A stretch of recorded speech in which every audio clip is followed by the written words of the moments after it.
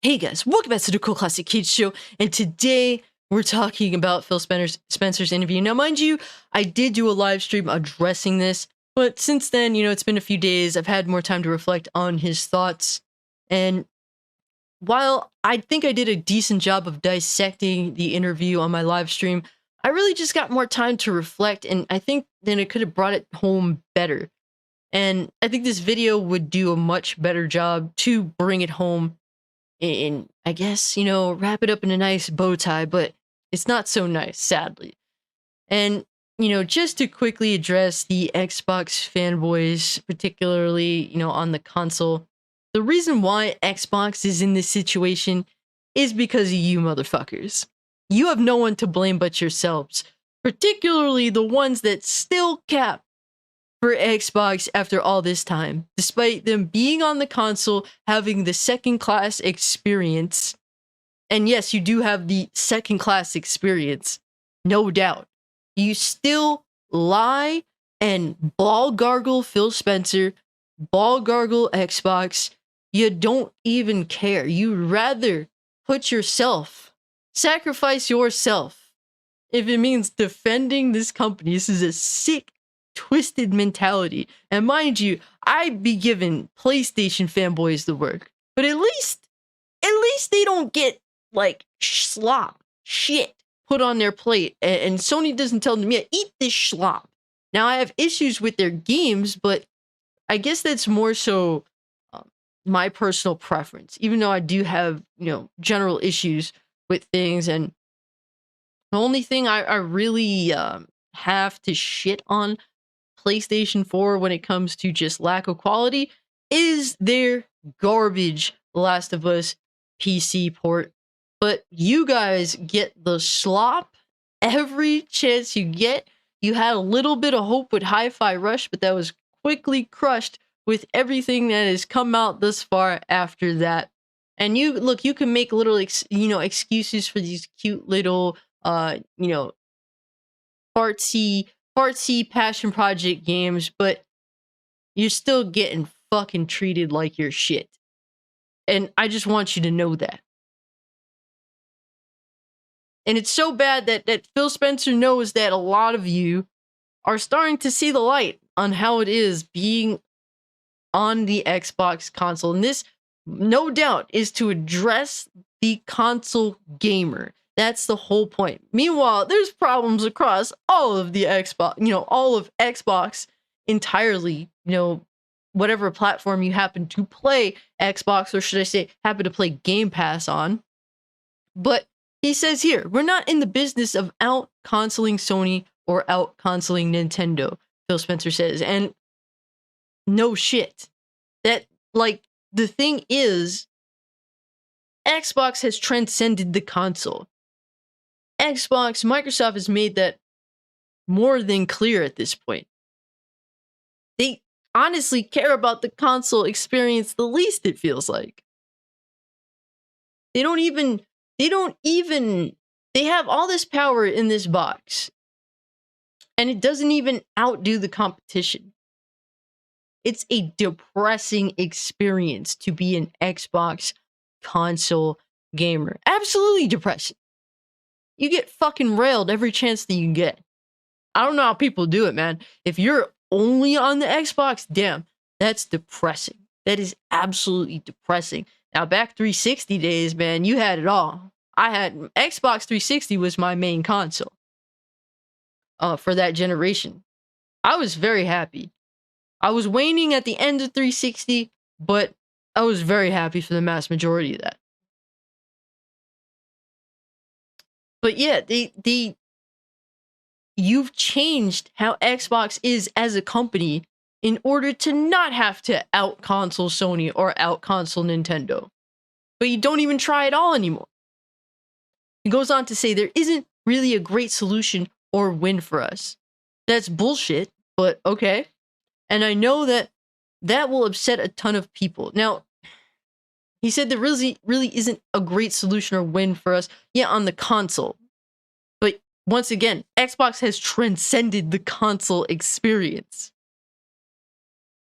He said, but it's just a matter, it's just the truth of the matter. And when you're third place in the console market and the top 2 players are as strong as they are and have, in certain cases, a very, very discreet focus on doing deals and other things that kind of make being Xbox hard for us as a team. And that's on us, not on anybody else. You're making excuses with this statement, but then saying, yeah, it's our fault. It is your fault because you put yourself in this situation where when the other, your competitors on the console, in the console scene, happen to make these deals with publishers, it affects you greatly because your console is so weak standing on its own. And that's because of your lack of good first party. He added, I see commentary that if you just built great games, everything would turn around.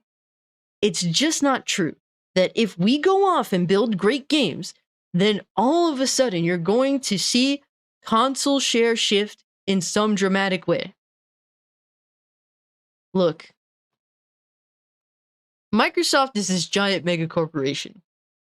They're not just in, gaming. They're in everything, man.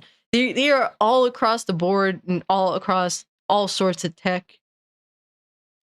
And it really shows that they operate as though they're a bureaucracy. There's a bloated corporation that can't really hone in on one particular thing and make it great. And this really just makes me feel that that's the case. That to me highlights Microsoft's big problem, which is they're too fucking big. They're too big and they have too many things to worry about all the time. But he's saying if you just built great games, it would not help put them in a good situation. That means that you don't even care to make good games. And mind you, making great games is level 1 of gaming. That's the first thing you need to do. If you don't make great games for your platform, then your foundation is fucking it's Gorilla Glue and fucking sandpaper and fucking twigs. That's what you have for a foundation. Fucking twigs and Gorilla Glue. Not bricks, not cinder blocks, not good building material. You have twigs as building material because you can't do level 1 of being in the gaming space as a creator, as the console manufacturer of Xbox, which is make great games. You don't even make good games. Hi-Fi Rush is a fucking outlier out of everything else you've put out. And last year you didn't even put out any fucking thing. Xbox is a no-show. And the fact that Redfall is so bad that people feel as though Xbox being a no-show was the better alternative says how poorly you guys have fucked this whole situation up.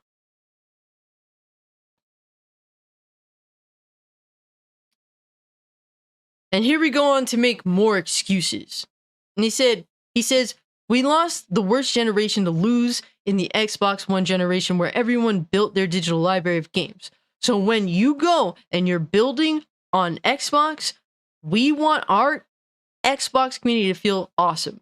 But this idea that if we just focus more on great games on our console, that somehow we're going to win the console race, I think doesn't really lay into the reality of most people.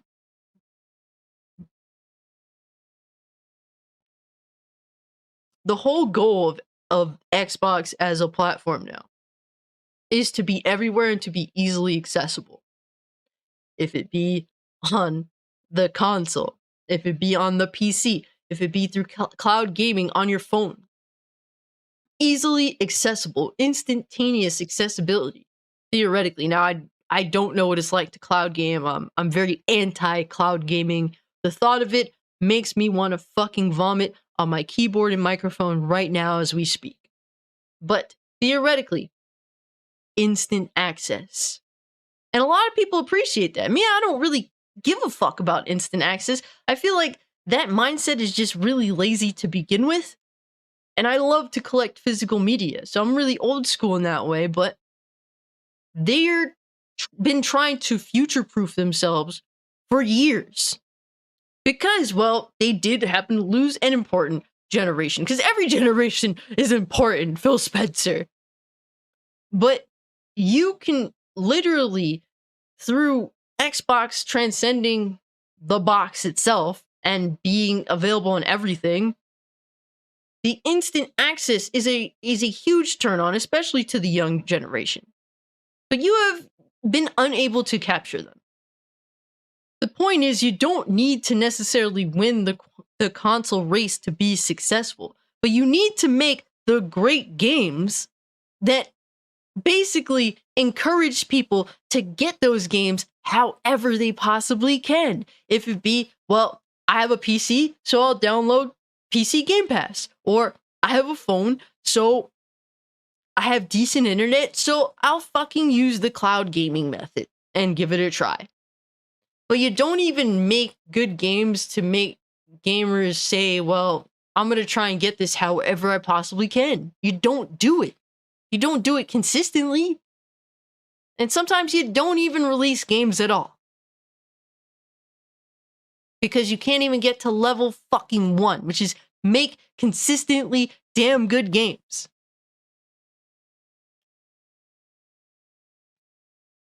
Spencer claimed that 90% of the people who buy a console every year already own a PlayStation, Nintendo, or Xbox console, and their digital game library lives on that ecosystem.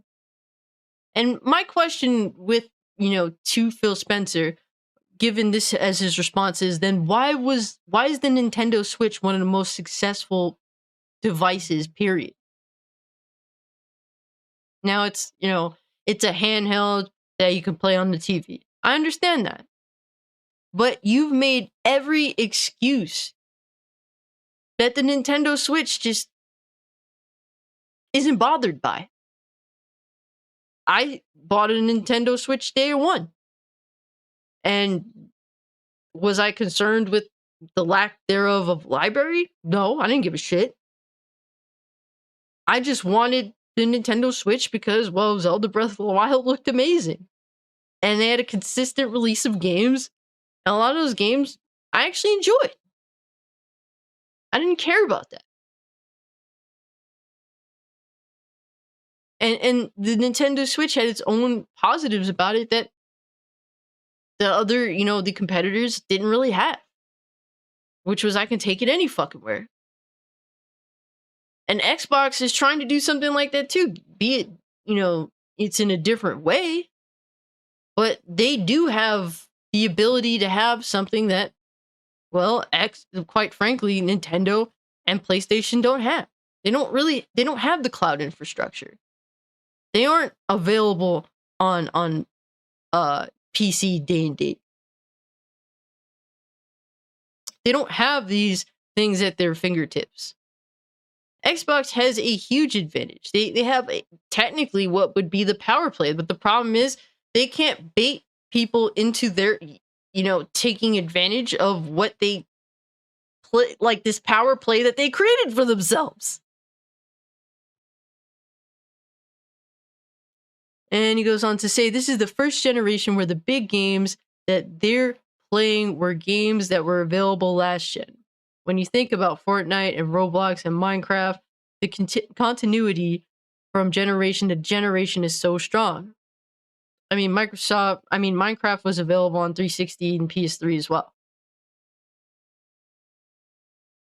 This is just excuse making. If your platform, the platform you created was worth going to, and you have multiple avenues to get to this platform, if you just had the content that would make people want to try out the platform that you've created, they have multiple avenues to get there, but you don't create the content that's worth a fuck.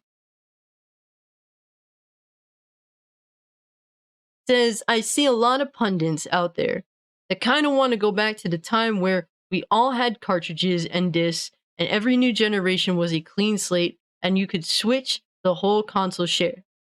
That's just not the world that we are in today. There is no world where Starfield is an 11 out of 10 and people start selling their PS5s. That's not going to happen. You're overthinking this situation. I mean, once again, the Nintendo Switch literally disproves all of your bullshit. Phil Spencer, not for nothing. All my friends that own a Nintendo Switch, all of them would tell you that the Nintendo Switch is a side bitch. They love their side bitch, but it's still a side bitch. Most of my friends either game on PC or they game on PS5. And they also game on Nintendo, and it's their lovely little side bitch. So, clearly, your platform can coexist with the rest. You're trying too hard. You're over fucking thinking it. With the fact that the Xbox platform has transcended the console. People wouldn't mind, hey, well, I have my phone. I have good internet. Let me just try this whole cloud gaming nonsense because damn, Starfield is an 11 out of 10. Let me see if I can, fly across the galaxy on this bitch. But is Starfield really going to be an 11 out of 10 or a 10 out of 10? No. I hope it's a good game, but to expect it to really knock your socks off, given how poorly managed these companies are under the Xbox platform, it's sad that it seems as though everything Microsoft touches turns to shit. And that's kind of just become the norm. So until they make the changes that they make and actually curate the content and demand quality assurance to get the trust of the gamer, and that's really the thing that Microsoft has been unable to obtain, the trust of the gamer. Now you have your deranged fucking lunatic Xbox fanboys that are gonna fucking ball gargle Phil Spencer no matter what he says. But for the average person, they have no trust in the Xbox platform. Who knows if Xbox will even be a thing in the next 2 years. Because with fail after fail, as shout out to the Ashen Luca, as she would say, L after L after L after L, it becomes more like questionable. Like, why is Microsoft even here? That's how I feel personally. Why are you even fucking here? You clearly have stated already, like, if you didn't make it obvious every chance that you get, you stated clearly that games aren't a priority to you. So why are you in the gaming space? Because that's literally level 1 of the gaming space. And if you aren't here to provide that, then what are you here for? Just be a controller manufacturer. Sell more of your fucking controllers. And you know what? Xbox needs that work. Microsoft needs that work right now. So people that are calling them out and just saying they're sick and tired of it, be serious about what you say. It's just a sad state of affairs. And where does Xbox go from here? I'm not really, I mean, I'm sure they are going to stick to their plan, but these statements that Phil Spencer puts out, completely antithetical to what Xbox has been about the past 5+ years, since the inception of Game Pass. All Xbox, Microsoft has managed to do with Xbox is just be the bargain bin sale of gaming. And I personally, being that I'm a $10 PC Game Pass holder, I'm the one that's looking for the bargain bin sale of the bargain bin sale of gaming. I don't want to pay the $15 for Game Pass Ultimate. It's not worth it. For the most part, I get just about everything that you guys get on the console through PC Game Pass, except what, MLB The Show? And that was a little bit disappointing, but I wasn't surprised. I mean, MLB The Show's never shown up on PC anyway, so it's like, disappointing, but to be expected. But everything else that is worth noting, I've had on PC. So I pay $5 less a month than you turds do. So on that front, I mean, yeah, you're just the bargain bin sale of gaming. And even that, I don't think is cheap enough. What is the difference between Xbox Game Pass and the PS Plus, Ultimate or whatever the fuck? Because some years, Xbox releases no first-party support at all, or, I mean, this year, it's mostly dog shit first-party support. So what's the true difference between PS Plus Ultimate and Xbox Game Pass Ultimate? Nothing. Nothing. Because just releasing games that no fucking buddy wants to suffer through, like Redfall, and mind you, any asshole defending that game, go fuck yourself.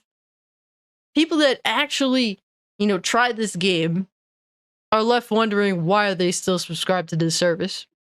But yeah, guys, that's just kind of how I want to wrap this up. If you can, guys, let me know what you think about this in the comment section down below.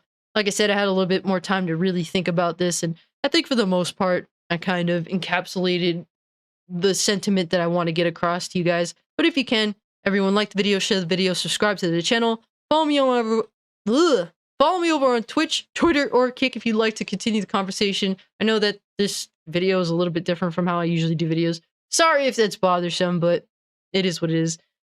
And yeah, consider becoming a channel member if you'd like to be a part of my growing Discord server. And guys, with all being said, I'm out. Peace.